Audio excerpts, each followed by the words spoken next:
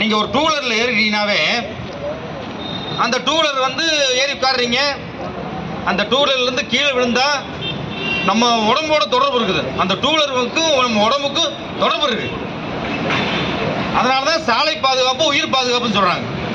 கீழே விழுந்து நீங்கள் கீழே விழுந்தீங்கன்னா கையை இப்படி அட்டை கொடுத்துருவாங்க, அதை வச்சுட்டு நம்ம கஷ்டப்படணும். நம்ம உடம்பு நல்லா இருந்தால் தான் எல்லாமே கிடைக்கும்.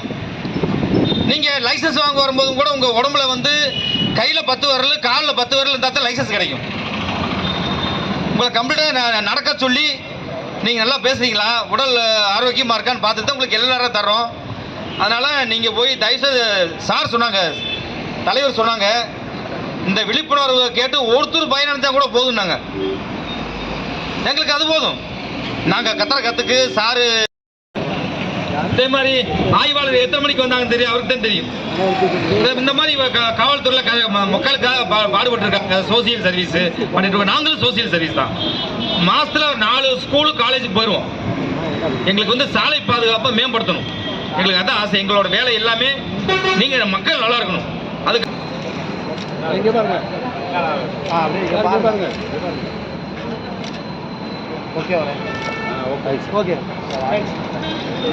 தலைக்கவசம், உயிர்கவசம், சாலையில் அலைபேசி, ஆபத்தாகும் நீயோசி, சாலையில் அலைபேசி, ஆபத்தாகும் நீயோசி.